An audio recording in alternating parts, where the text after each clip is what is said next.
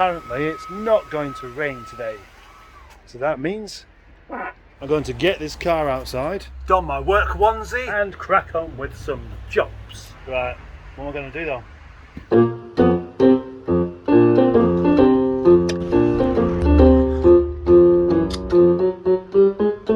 Time for Albert.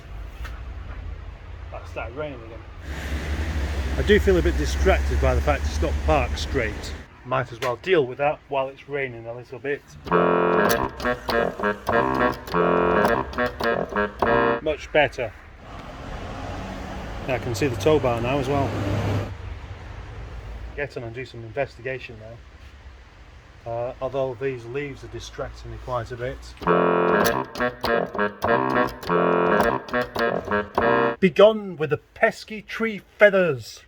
Most of them anyway. Let's step inside Prince Albert for a little chat. As you may well know, Albert, the Rover 75, has come to me as a breaker because it's not going to be financially viable to fix the car, commercially at least. But is there anything I can do with it? Because at the moment I don't know what the problem really is. Bodgery like this stereo missing surround, and with that there, I showed you the other day, isn't a good start for me. Isn't a good start, just like this car. This car doesn't start, but it does smell of petrol.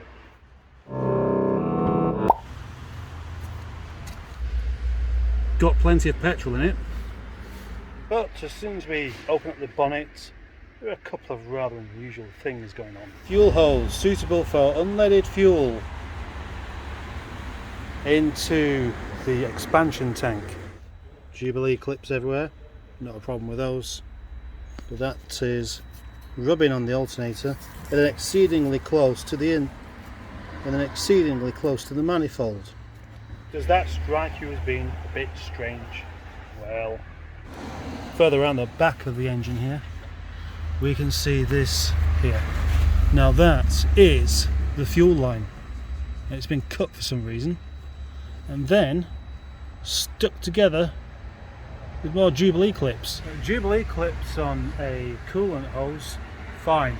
Patched together like that on the fuel line, not too sure. Now, normally the inlet manifold would have a high pressure fuel line from there, but it doesn't have. It's been blocked off. Not sure what that is. Oh, it's not particularly secure actually. Is it screwed up? No, it's just a rubber bung. And then down here I need an inspection camera for this really. You can see those two screws there. Something's been blocked off with some sort of plastic screw, and then the fuel line has been stuck in up there instead. That is really jeffing strange. It's definitely not supposed to be raining today.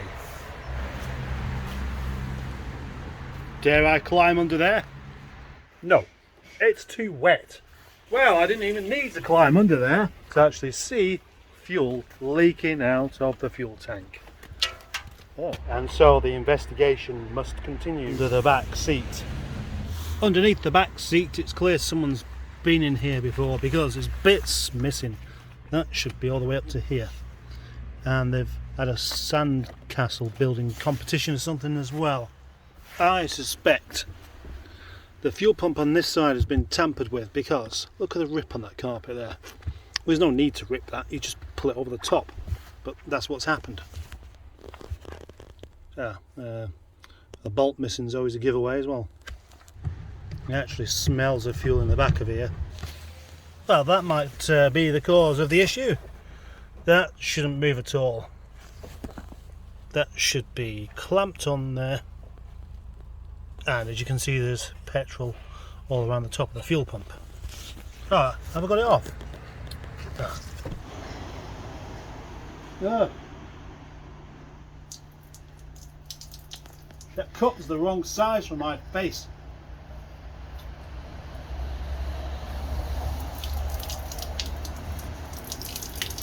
It's not even going in.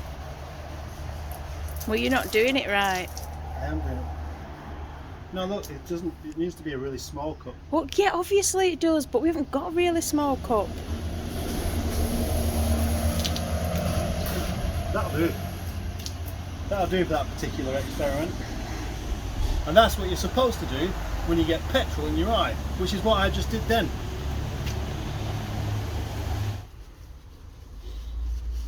End up with no water left, and then I won't be able to make a cup of tea. In order to find out whether this car is any good or not, I need to have the engine running and to drive it around at least.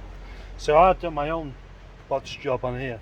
Yes, I took inspiration from the work done at the front of the engine, and the good news is it works. No more leaky. But so far, no starty. One of my favourite things about the Rover 75 is the door shut sounds. Excellent. What about this one? Not as good.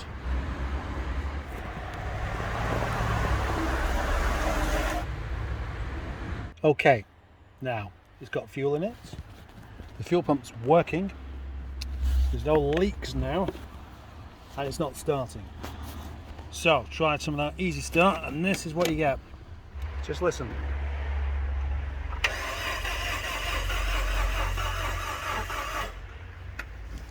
Something doesn't sound right there. That sounds like low compression. I'm going to have to do some more investigation. I need to get my investigator's hat on.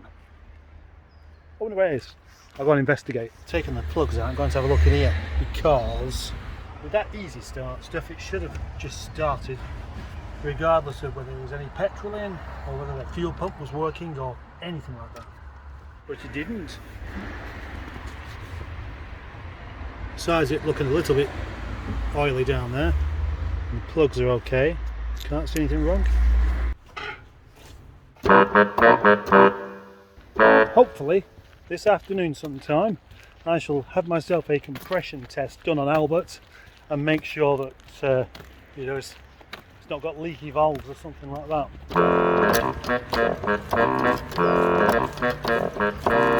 Now that I'm wearing my Tony Blackburn boots again, something occurs to me. Tony Blackburn there, nothing on the other foot. Although you may think that looks more like Michael McIntyre. Who should I draw on the other foot? Maybe it'll be too late. Maybe by the time you finish watching this video, you'll see someone else's face on there anyway. Time for a compression test.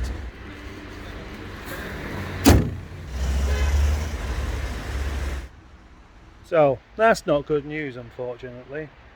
3 of the 4 cylinders are down on compression. 2 of them are half of what they should be, and one of them is 3/4. Yeah, so there's me thinking maybe this car can be saved. You know, it's a nice looking car, and it is, but it has been bodged, properly bodged to death. At the moment, I'm thinking I probably chose the wrong name for this car. It shouldn't be Albert, it should be called Roger. Roger the Bodger. Now, there is a possibility that the oil in the engine could be so gunked up that it's making the lifters stick. So as you turn the key, there's not enough compression to actually make it work. Or it could be that the valves are leaking. And I don't really know. So tomorrow it's going to get one last chance of being pulled around the yard, one big tow to see whether anything happens.